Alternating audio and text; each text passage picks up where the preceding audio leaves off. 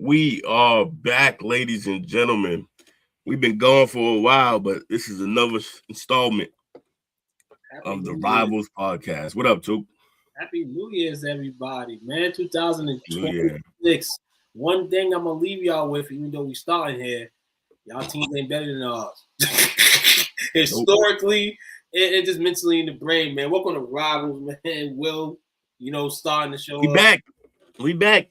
Meta in the building. You know how we do it here. Give you a dose of NBA, particularly Lakers Celtics, and then we just throw any and every NBA story in the hat and just chat about it a little bit. So like, share, subscribe on all social media platforms. Shout out to anybody and everybody that tuned in for the chop up tonight with a hell of a show. Jackbox TV definitely got everybody lit up. United Games as adults, that's fire. So shout out to Will on the games, man, in that night on the chop up. And we're on for the second time. So we can be getting anywhere in the world, man. But Will, you usually start with the Celtics, man. Your Celtics are playing real great right now. They got a good win last night. We'll speak on the other side of the pillow. And that's the LA Lakers. It's been a interesting start to the new year. Actually interesting to end the new year. Some injuries we're fighting. Austin Reeves in particular out for about a month. He's down and hurt. We got the introduction of the 2025-2026 LeBron James. And the Lakers in the last couple of weeks have been seesawing. Though they got a good win the other night against Memphis, it was needed. Actually 2 straight wins in the last week against Memphis. That's dope. We are actually playing tonight. As we're talking right now, we are playing the Pelicans. And last time I checked, man, it was a 1-point game. Let me look the score now. We're up comfortably now, 97-90 over the Pelicans. We got to figure out ways defensively to get stuff done. We have, in the fourth quarter, only allowed 4 points so far. So that's a stop. You know what I'm saying? We got to clamp teams down. Just not the bad teams. For instance, this Pelicans team, who are bad. Down on the season. I don't think they have any more hope in the season. The old man, though, LeBron James, coming out tonight. 26 points tonight. 8 rebounds. Plus minus of 9. I mean, I don't know if that matters, but with LeBron, they say when LeBron made his interest back, the team kind of started slacking a bit. And that's kind of been the Lakers in the last few years. It's kind of like the older LeBron gets. Overall, defensively, the team gets bad. Overall, defensively, we've gotten a little bit worse since he's been back. But that's along with the tail lines of Luka Doncic, too, who doesn't really play defense. He's an MVP candidate. Oh. We know this guy doesn't play defense. And we can't win an NBA title with none of our star guys playing a lick of defense. Now, can we compete against teams? Absolutely. But in terms of the stature, which is yearly with the Lakers, that's not going to win us championships. JJ Redick as well. I want to say this from the bottom of my heart, bro. This is your team, bro. You have to control your team. Our struggles are a team accountability issue, and it's a you accountability issue. You have to be accountable for what's going on right now, especially as the head coach of this basketball team. You knew what you were signing up for, being 1, a Lakers coach, 2, LeBron's on your roster. You know how that's going to go. And you have a coach. A new coveted piece in Luka Doncic, and you got some great other players, so you got to kind of be a coach and kind of dumb it down. You got to let people know who's the number 1. You don't really need to, but I think it needs to be said. So therefore other people can go around what they go around. But overall, stellar season, the wait so far. I don't expect the championship, but we're 5th place right now. We was as close as 2nd about a month ago. But like I said, entering LeBron back, the schedule is gonna start getting tougher. So we have to start getting tougher. And having injuries, rather as Luka Doncic missing a few games, Austin Reeves out a little bit, or the start of the season, LeBron not playing, which we probably played our best at. We just need to get back to core, man, and we'll be okay. For right now, JJ Redick has one of the biggest decisions he has to make in his Lakers tenure, and that's really just telling the team, hey, you got to dumb down, and this is how it's going to go.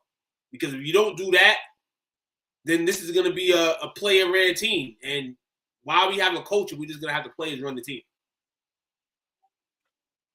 It's always the question when it's a LeBron team. Lakers next couple games here. After tonight's game against the Pelicans, we do have a stretch where we do play the Spurs tomorrow night, back-to-back. And San Antonio, we got the Bucks on Friday. And then the Kings on Monday the 12th, and then follow that up next Tuesday against the Atlanta Hawks. So that's the Lakers' upcoming schedule. We are currently sitting with a 22-11 record, which is third in the West behind San Antonio and the OKC Thunder. So, I mean, can't really complain where we're at right now. We have to continue to push. The Nuggets are hurt right now. The Rockets are the Rockets. They can find steam at any point. Timberwolves, Suns, Warriors, those are the teams under us. So let's keep it going. That's the Lakers report from Mr. Watt. Every other information we get, we'll put into the STWF group chat in our group as well. You'll see a lot of us this year in regards to everything that we need to talk about. My Celtics are 23-12. Actually, to elaborate a little bit on the Lakers, you guys half-court offense needs work too. Yeah. But yeah, the defensive end is where you're gonna have to really make some huge changes, or like you said, you're gonna be able to play in a lot of games because of the leadership and the veterans on the squad. But playoff time, that type of defense is not gonna work. Exactly. It's not going to work. It's not going to string. It's not going to contain. And when you say half court, that's why I'm kind of speaking on JJ Redick. Like, you got to let known, like, if this is going to be a split, okay, this is LeBron's possession. This is Luka. You can do that. You don't have, and when you leave it cloudy and mixed, that means LeBron's a veteran. He's going to want to go at some point. Luka is an up-and-coming star. He's going to want to go. And then for sure, when Austin Reeves come back, he's going to want to go. This dude Luka is just throwing up bullshit and hitting like crazy. He just hit 2 stupid threes. Just like 2 buzzer beating, like shot clock beating threes for no reason.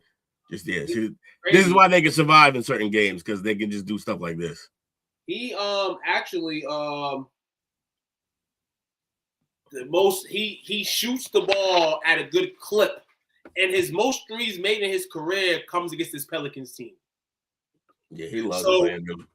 Of course, the night will probably end with him doing some crazy stuff like you just mentioned, as the Lakers are up 105-96 over the Pels. On the Pelican side, Murphy the third with 37 points.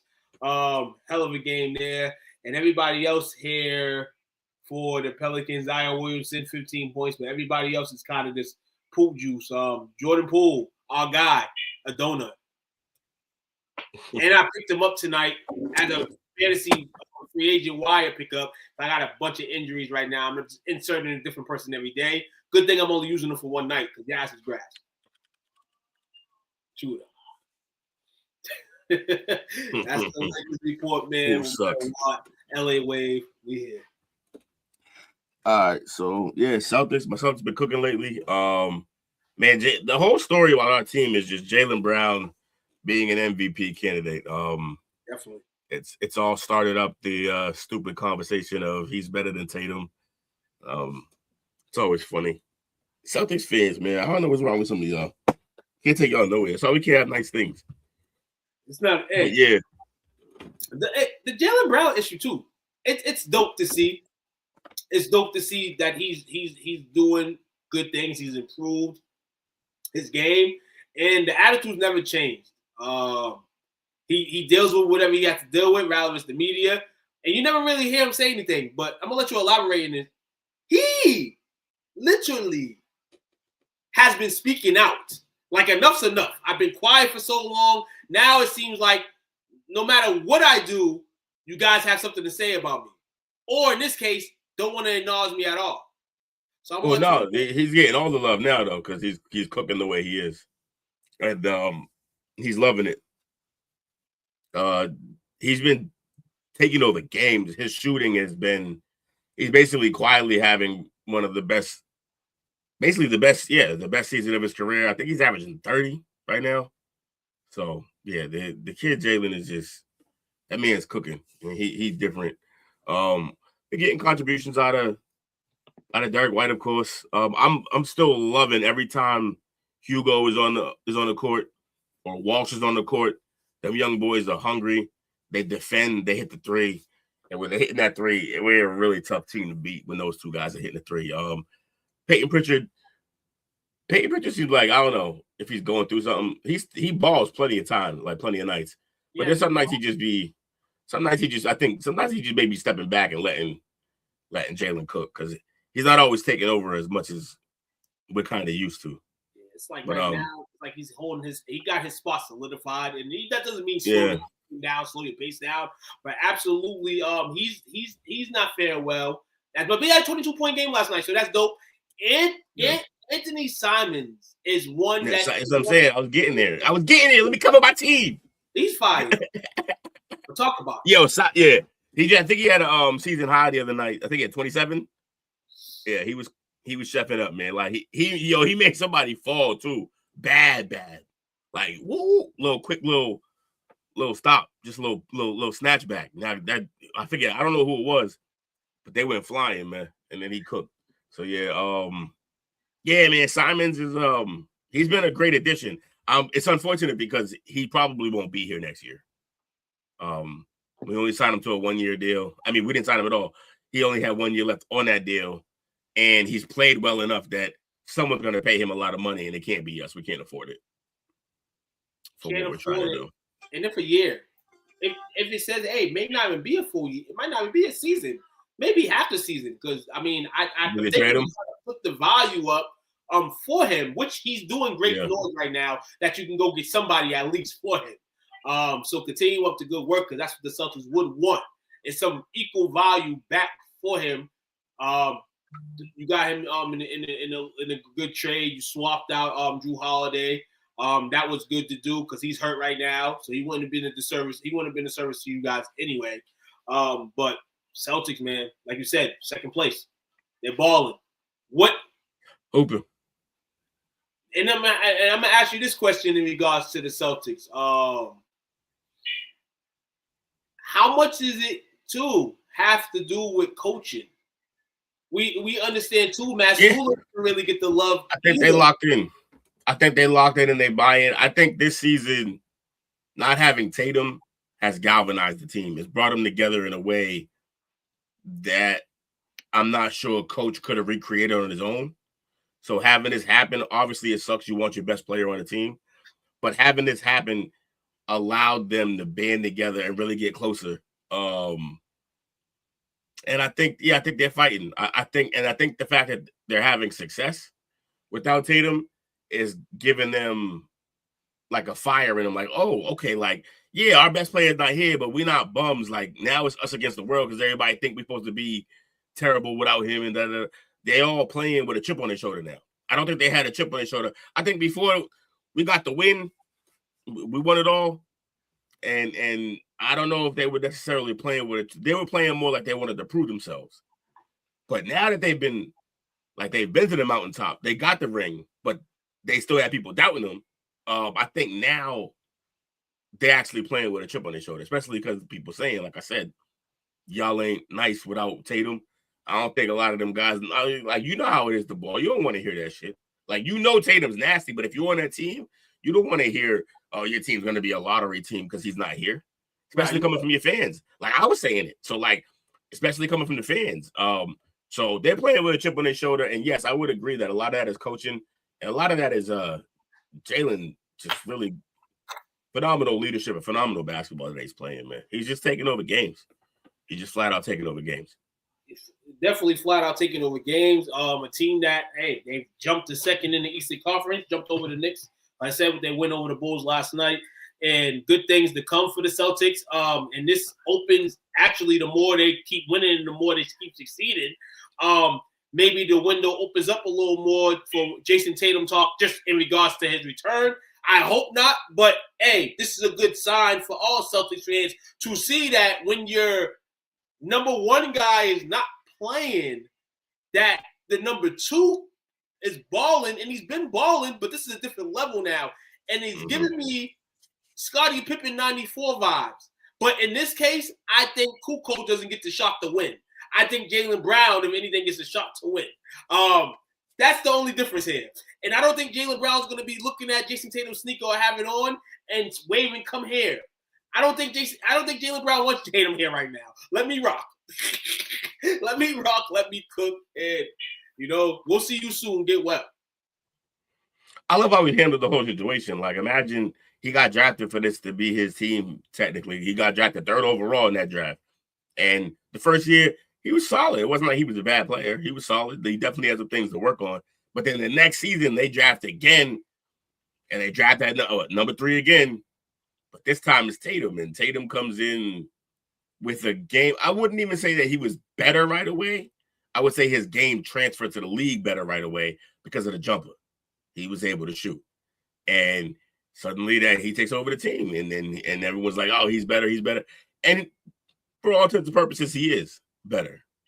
But yeah, I can imagine. I'm just proud of Jaylen for not letting that destroy him, because we've seen duos get broke down before because of this exact dynamic. And I think this dynamic was more difficult because they're only a year apart.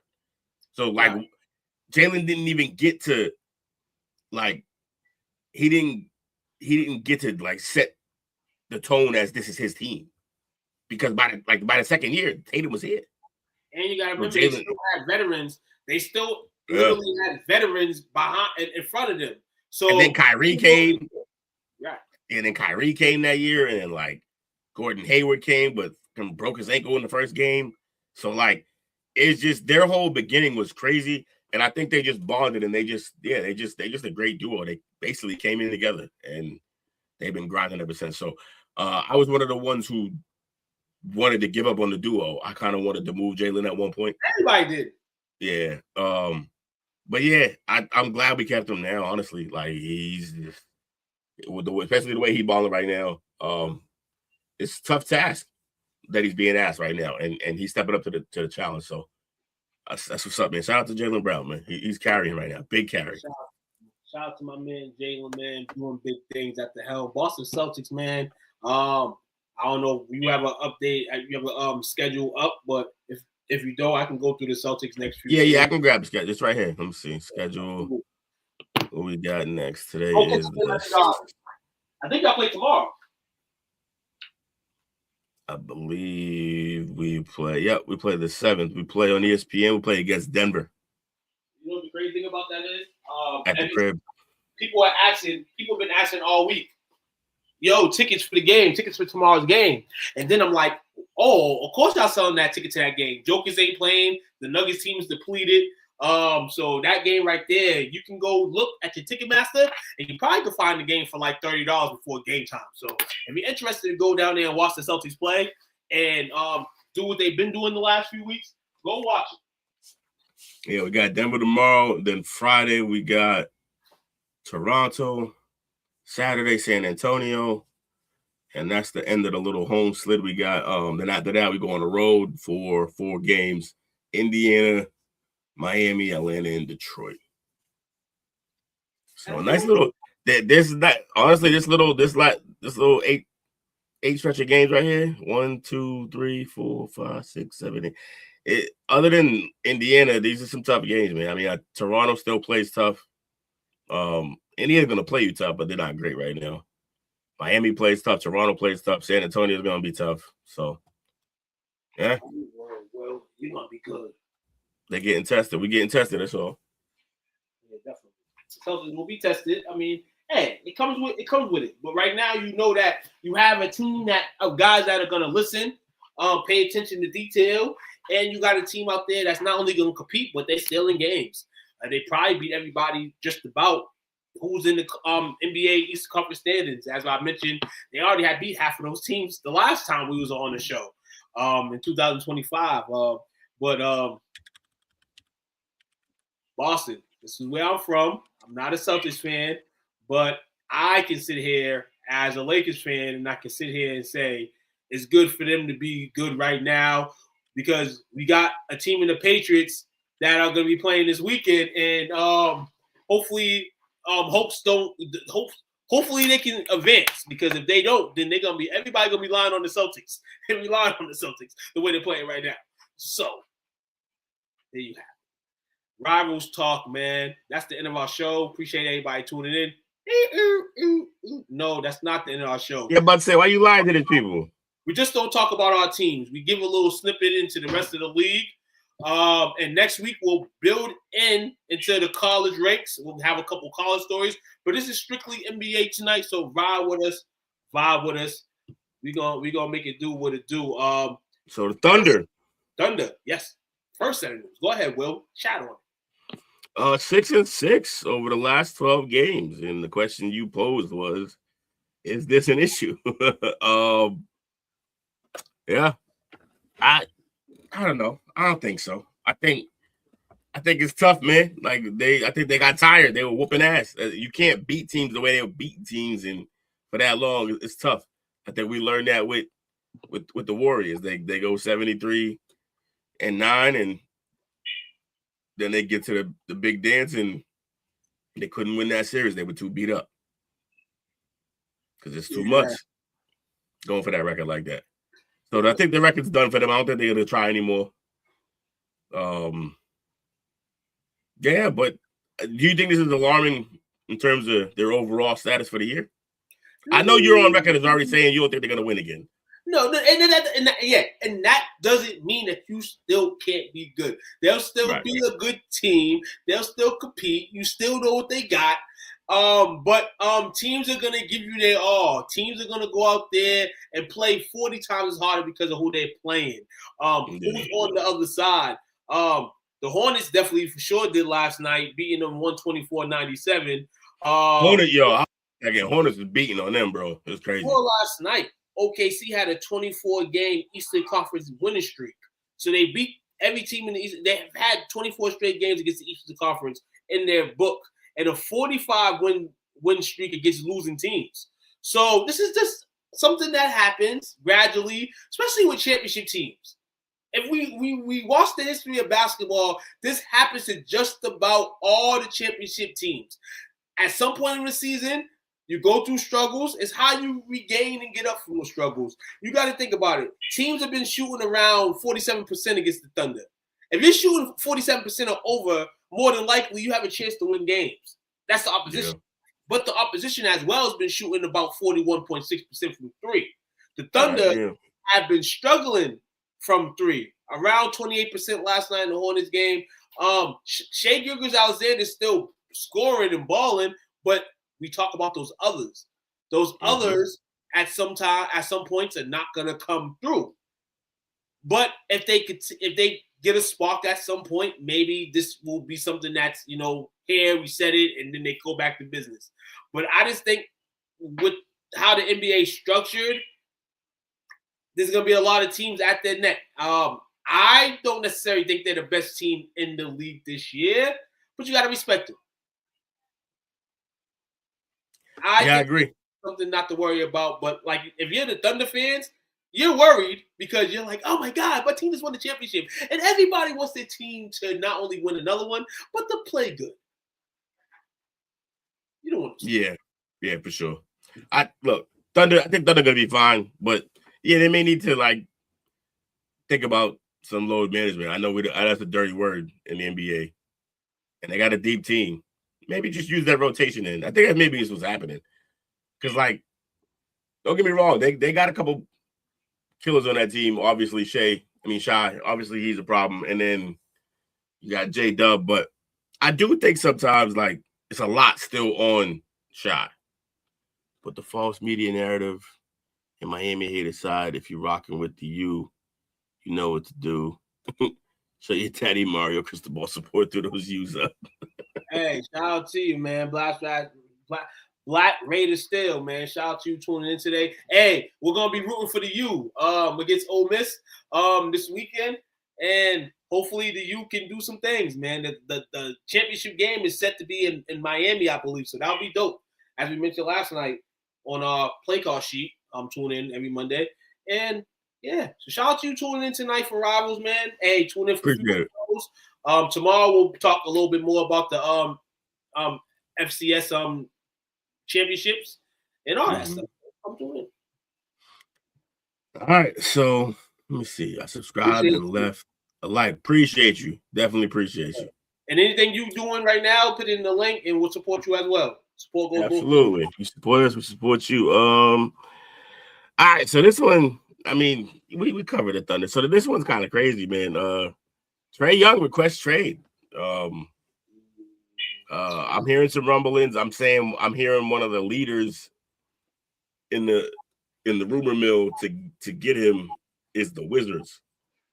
They're looking to add a star player. They like what they got going on with their youth over there, and they think Trae. I mean, if I'm Trae Young, I'm like, please, no. It's going to be the same situation. No, I don't think. I think honestly, Atlanta is okay.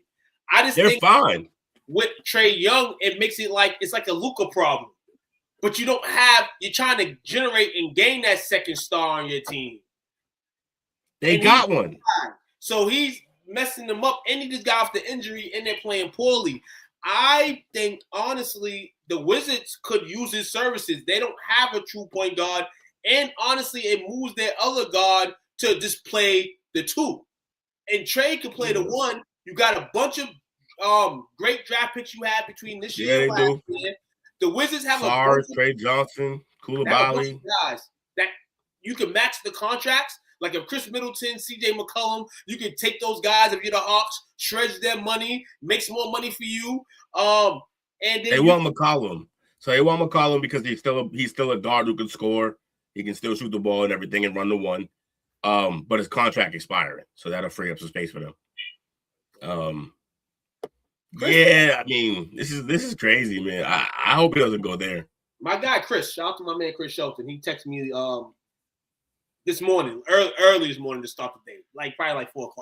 I'm not enough yet, not to 6, but I'm gonna show him some love on the show. Shout out to my man Chris. He said, random thought.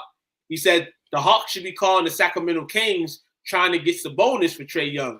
The Kings want a point guard to build around, and Trae Young will be a new star from out west. Then find a way to get rid of Porzingis for basically anything you could get for him. If not putting Porzingis in the Kings trade too, and take back Malik Monk and another contract filler player to make the blockbuster trade go through successfully. Then build around a core of Jalen Johnson, Sabonis, Rashier, Andrews, Wananaku, and Alexander Walker. Look, I like it in theory. The problem is that first you got to make the contracts match. They can figure that out. But I don't know if they want to. Like Sabonis isn't I like Sabonis, but he's not a winner. That's not winning basketball. And what they got going on there, he kind of clogs that up because he's always near the basket. Jalen Johnson needs room to move because that's the star on the team right now. The Atlanta Hawks star player this year has been Jalen Johnson. So if that's the guy you're going to go with, look, and the Monk thing, if I'm Sacramento, I don't even look. I know Sacramento's a dumpster fire. And if you get Trae Young, maybe you don't really need Monk. But I don't think they want to let Monk go. They like Monk. But maybe they would. Maybe if you're getting Trae Young, you can move on from Monk. That's the thing, though. It sounds like with them poking for CJ McCollum, what it sounds like is that they're trying to unload Cap. Yes. And getting Sabonis doesn't do that. Right. That adds Cap, a lot of Cap. Because he's got a pretty big contract. I think his contract was like a 5-year, and I think he probably got like 2 more left on that. I'm not 100%, but if that's an expiring contract for Sabonis, then yeah, do it. But don't build around Sabonis. You build around Jalen. You build around Rashier. Like that's who y'all build around. That's the team you want to build around. Yes, sir. 300. Well, actually, there was the Wizards have plus 400, but the team that's plus 300, a team that maybe he goes to projectively. The Dallas Mavericks name come along here on this list here. And I'll just list the other teams too. The Cleveland Cavaliers, the Milwaukee Bucks, which definitely could use his services. And Bucks is the most fascinating one. Him and Giannis. Giannis is the exact type of guy that he needs to play with in terms of he can just throw that lob to him, keep hit him in traffic, hit him on the break, all of that. Plus, Giannis behind him can hopefully pick up some of that bad defense. He's the worst defender in the league, y'all. Trae Young's the worst defender in the league. The Pelicans, the Timberwolves, and this is teams that we mentioned too. We mentioned the Magic, Raptors, and Timberwolves months ago when the first incident of Trae Young being traded was a possibility. And then the Memphis Grizzlies are around the list. So there's about 10 teams right now in a league where a lot of teams don't need a point guard. But this is Trae Young right here. One of these teams here will make room to go grab him. I thought the Houston Rockets would be a thing. I don't know if I'm going to say it anymore. I'll put them as the dark horse still to this day. I don't think they touched their team, but that's another team. He clogs that team because if Trae Young is on the Rockets, that moves Amen Thompson off the ball. Yeah. He can't shoot yet. He can't shoot well enough, which means you shrink the floor. So I don't like to fit there anymore. They do need a point guard. I think it would work, but Reed's been balling, man. Shout out to Reed. Shepard been balling, man. Reed been cooking, so I think they're good there. It may come to fruition later on that they did need a true point guard. We'll see. But I think he's doing his job right now. In terms of the Magic, man, I think he would only complicate things. Honestly, I think he would only complicate things. But I don't know, because Paolo Banchero is having a rough season. He's having a generationally bad shooting season. He can't shoot. Yeah, and that's one thing that we knock him, if anything, coming into the league was that he was polished. He looked like he was ready for the NBA jump. But one thing he's not straight yet on is his jump shot. Probably another reason why they went to go get Desmond Bain, because they need buckets to fall. They need shots, yeah. They need shot selection. That's pretty decent. The Magic looks like one of those teams that are like, last year they're popping. And then back to reality, and it says, but their roster compared to other rosters in the Eastern Conference is still, you still want that roster. It's a good roster. They still can make the playoffs and find out a way there, but ultimately, for them, they still got a lot of players on the roster that they can move. I don't know if they're gonna move it and willing to move for Trae Young, but that's a team definitely to keep on the horizon. Trae Young, this is gonna be something that buzzes out between him and Giannis. There's gonna be two names. I like that spot. That's probably the best spot for him, honestly. That's gonna be popping. And if he can go get a guy like Trae Young, then the Bucks can keep Giannis for a little bit much longer. Who knows? Yeah, because I think that'll work, honestly. But yeah. All right, so that's Trae Young.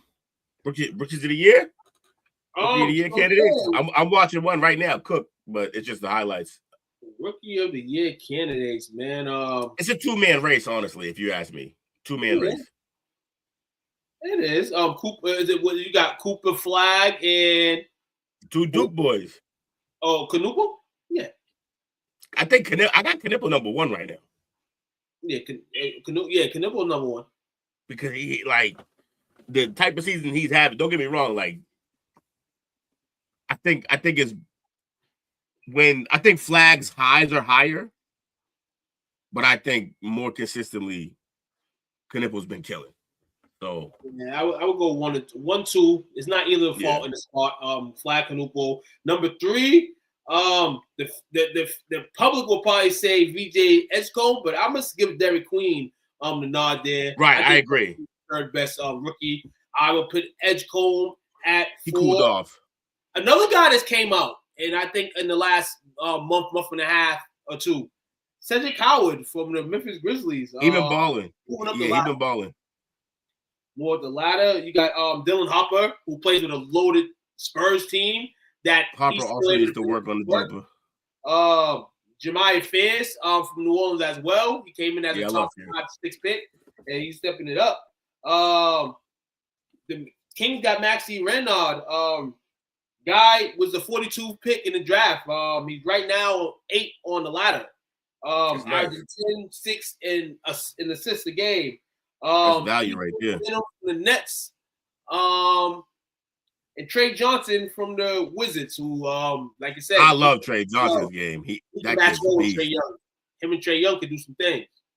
Yeah, but again, they better with the ball in their hands. It's always the problem with Trae. No, understandable. But I think Trae Johnson's playmaking abilities, with Trae added on, you can just do everything else, bro. Trae can do all this. You gotta defend. It's tough to defend behind Trae Young. He's not a good defender. They're gonna have, and eventually, and it sucks too.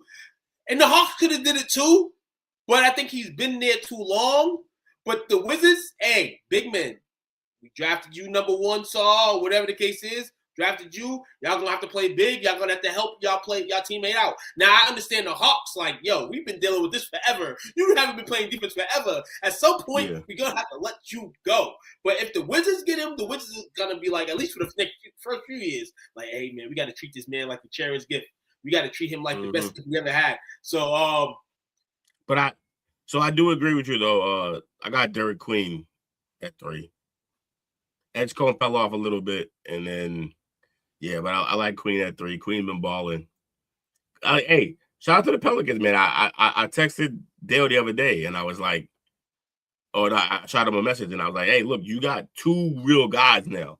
You got a reason to watch this team because you got Derek Queen, who's clearly showing potential, like a really good player, and then you got Fears, and those 2 are going to grow together. I was also telling them I think they should trade Zion, but that's a different story. Other rookies that have been trying to come up, Caleb Love, first 2 months of the season was kind of but shot production with the injuries to guards, his shot production, point production has gone up, 18.3 points a game, 30 minutes a game, shooting 50% overall. In the last 10, 11 games or so. So for him, right now, it's just about who's on that roster and how much more can you go out there and play and prove to the guys that you knit and fit with this rotation. I like Caleb Love, man. So I'm happy he's cooking right now. And you got UNC boy Muhammad Duwawa, 2 starts at Atlanta and New Orleans, put up 5 points, 5 rebounds, 2 assists against the Hawks, 18 points against the Pelicans, 6.94 from Paris, 51 pick in the draft in June. He was averaging 1.3 and 4.3 minutes before the last couple games in his little outburst. So, all right, and then shout love to the rookies, man. We'll try to show as much love to the rookies as we can, and we'll keep you posted on this rookie emblem about every 2 weeks to a month, and we'll let you know what's going on there. But number 2, number 1, pick a dookie. That's the result you're gonna get. Yeah, basically. They're trying to bring that dookie, like, cause we and we'll go to the next topic after. We've been accustomed to Duke draft picks coming in the league and be like but Jason Tatum kind of had a steady ease. Kyrie Irving had a kind of a little steady ease, and it's making it a little easier for Duke players. Maybe we'll find out. But Cooper Flag and Canupo is definitely doing their thing right now. Shout out to John Shire, coaching those young men up. And now they're good players. Good players. 2 bad coaches they got, respectfully, but they'll make their way. They'll be fine. They'll be fine.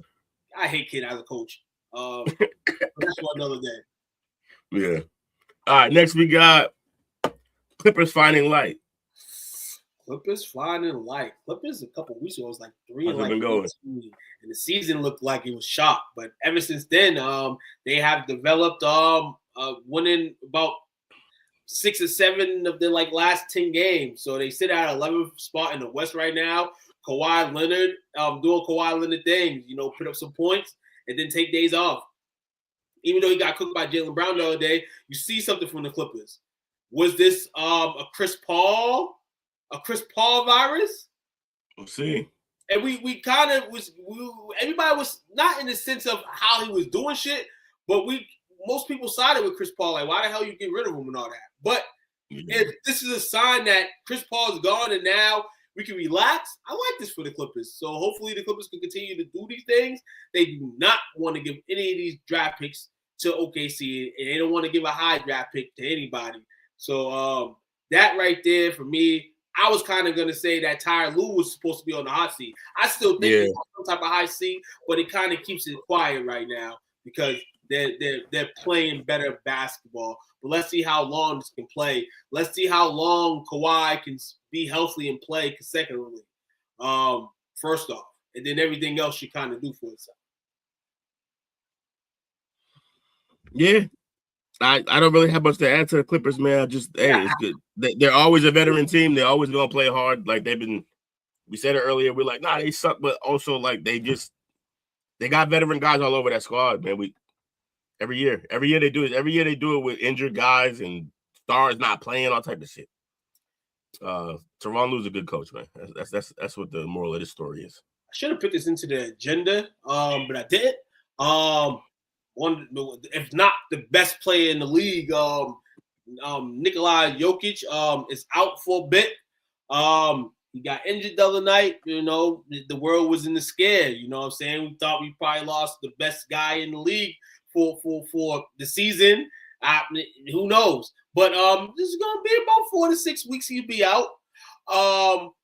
And we hope to see the big fella soon. Denver hopes to see the big fella soon. Denver is dealing with a lot of injuries right now, and they can't afford any more injuries, but they can't afford that injury to the big dog. Yeah. Nah, they can't. That's gonna hurt them. It's gonna hurt their season. He's the centerpiece of everything they do. So big dog over here. Big dog over here averaging 29.6 points a game, 12.2 rebounds, 11 assists. You can't lose that. You can't. Triple W, you can't replace that. So can't replace that at all, man. Anyway. So get well soon and yeah. We love list. And do you have one? Do you have a list? I have a list. I have a list here. So this is I'm gonna slice it basically the same here. These are the top 10 players of this NBA season. So we're not talking about guys that are injured that can't play this year that you would put in there. They're not included in here. Okay. Right. Just this season. Just the season so far. Just this season. So I'll go from 10. I'll go from 10 to 1. And that's where number 10. Alfred Sugan, Houston Rockets, big man. Man, Sengun's a beast, man. He's a really good player. He can do a little bit of everything. He's kind of a poor man's or like a Timu Joker. He's not really Timu though. He's nice. Tyrese Maxey, Philadelphia 76ers guard. Maxey's cooking. We talked about how the Atlanta Hawks team is Jalen Johnson's team. Philly is Maxey's team. Yes, it's not a big team anymore. Definitely. And it's crazy because we got a good – it's been 2 weeks, but we've got a good 2 weeks out of Joel Embiid. It's crazy. Don't tell him. He's going to cough and break a rib.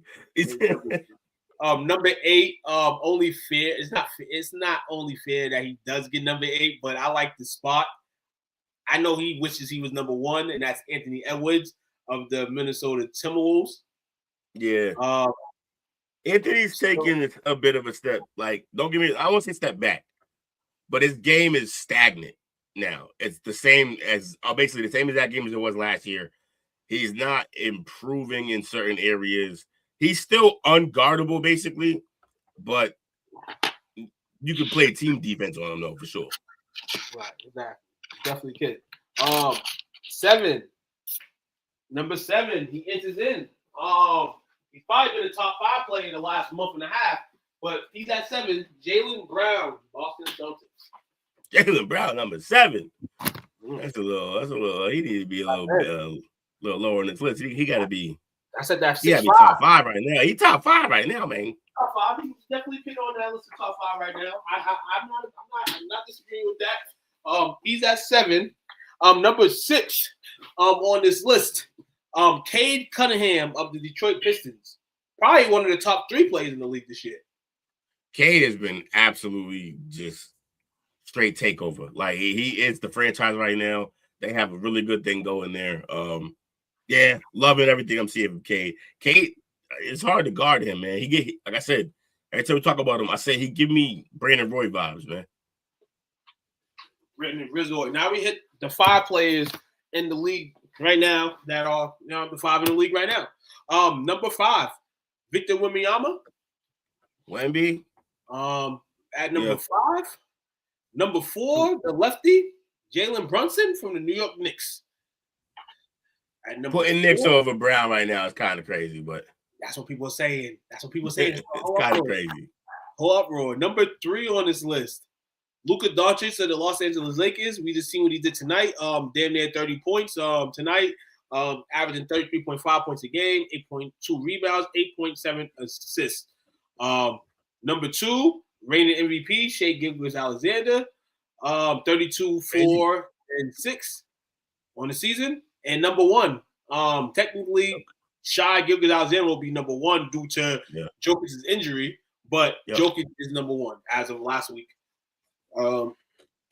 10 best players in the NBA. And then the players to follow, obviously, there's a lot of hella talent in the league. Still got Kevin Durant still in the league, still doing what he do. De'Aaron Fox coming back to a well-equipped Spurs team in business. Can't forget about Donovan Mitchell in Cleveland. Donovan Mitchell still doing his thing. Karl Anthony Towns. I'm not going to put him on this list, but I just love how LaMelo Ball is playing this year. Yes. I like how LaMelo is playing this year, but they're going to give LaMelo. This is the thing. They're going to talk because this is similar to how I felt that they were saying in regards to Trae. Trae. But then you get the, damn, the team's not doing well. The team's not succeeding. They're playing better though now. They start bashing him. I think LaMelo fits that cloth where he's playing. He's doing all he can. But ultimately, is he a guy that you can win a championship with as your franchise player? And I think that's where people get it misunderstood. I think he's an awesome second man on the team where at times the ball's in his hands and he can take over the game. But as structured second piece, he would fit fine for that. I think they have the assets that if they get the right coach in there or the right GM or both, like put it like this. If Danny Ainge was running that front office right now, I could see them being a real contender within the next couple of years. I like Melo. I love Con Knipple. And I think they have other pieces that you can move around and actually build a perfect team, or not a perfect, but a really good team around those two guys. Like you could build around Knipple and LaMelo. And some of that building may be going out and getting a number 1 guy. But I think, like you said, I think LaMelo as your number 2, I think you're good to go. If somehow Knipple can become a real number 1, that'd be crazy. But yeah, I like what they're doing, man. I like what they're doing. And they're playing hard basketball right now. They're not winning every game, but they're playing hard every night out from what I've seen. I can't be mad at LaMelo, man. Shout out to Triple B, man. Hey, I'm going to let everybody know when Towns is popping for Triple B, I had the sweaters. You know what I'm saying? So it gets Triple B, baby, all day. Shout out to LaVar, baby. Hope you feeling better than you was, you know what I'm saying? Feeling back. I know it's a new habit, you know what I'm saying? Having to, walk differently and stuff like that. But shout out to that family. The family's dope. Dale, I'll answer this question. Last question of the night from Dale. So, I heard the NCAA men are recruiting G League players midseason to join their teams. Yes, basically they're going through some new criteria in which G League players can now return to college basketball, a new trend driven by NCAA rulings that have granted eligibility to former pros. Former pros like Derry Leon, who is now at Santa Clara, and London Johnson Louisville opens a pathway for players with professional experience to join NCAA teams. It is crazy because usually the people that can join your teams second half of the year were people that were failing at first, but then got their grades up. But now it's all totally different because now the problem is, I think the problem just is that these players can come back the second half of the season. Like, that shouldn't happen. That shouldn't be allowed. Now, if the season's over and now we're talking and now you want to probably get back and you want to set your rule at that, okay, go ahead. But ultimately, you nobody should be like one of these girl colleges got a 7-footer and she's playing with them throughout the semester. Like, so I hear you, but hear me out. Hear me out. Go ahead. The only reason this was ever a rule, like when, is because like once you became a pro, you were getting paid, right? So that's why you could never go back. But now they're basically pros themselves because everybody's getting paid because of NIL. Yeah. I don't have a problem with the players coming back, no matter what time of the year it is. Here's why: if the team wants them, then the team wants them. Like that. That if it's gonna help the team and the team wants them, I get it. Now I get that means maybe there's a scholarship that somebody's not getting, or a walk-on may not play. But end of the day, like this, the rule's gone about once you turn pro and making money, you can't come back. Once that's gone, like if somebody got eligibility, by all means, go hoop. Now I get what you're saying. Midway through the season, I understand, but it doesn't bother me as much as it bothers you. I don't have a problem with it. I don't got a bother with the whole. If the team got a problem with it, that's a different problem. But the team got a problem with it.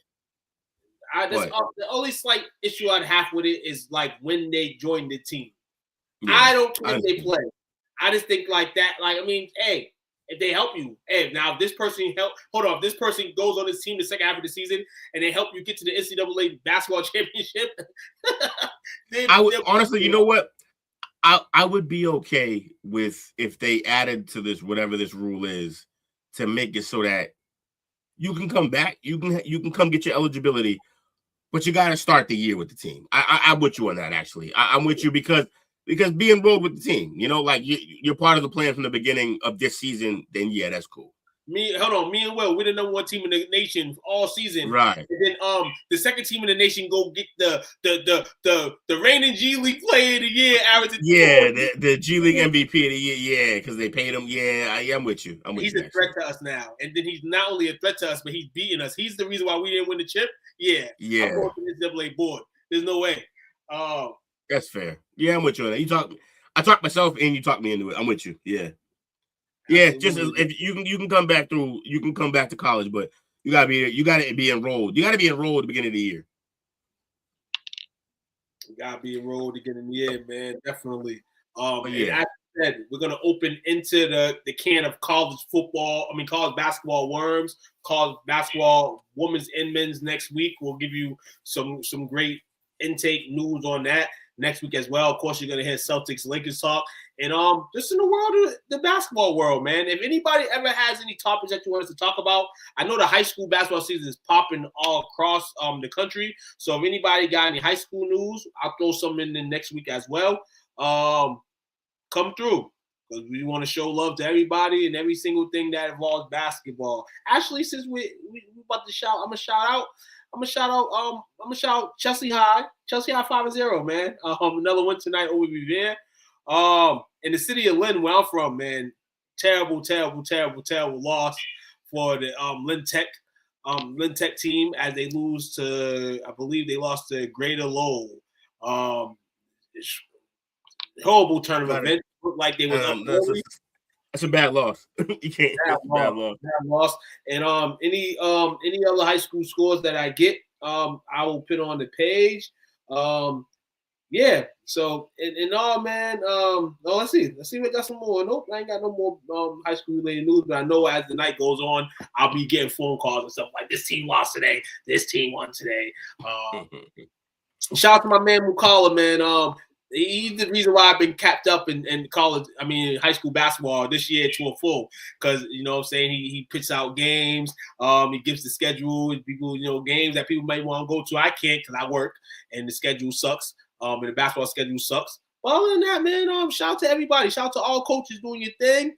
Shout out to all players balling, female and male. And continue the great work, man. It's the new year. The break's over. Now it's really time to get in the nitty gritty.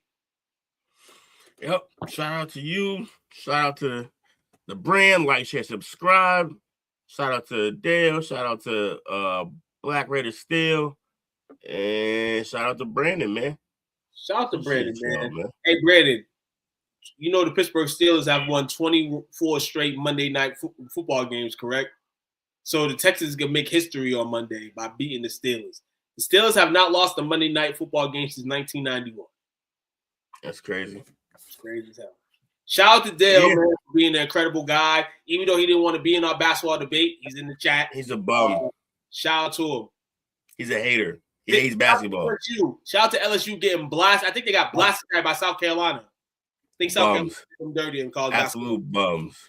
There's a bum. All right, y'all. We holler at y'all next week, man. Check us tomorrow on the Parlay Perspective. LeBron James.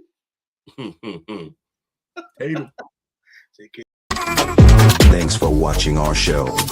Remember to subscribe for more shows on the network. Smash the like button, share, and comment.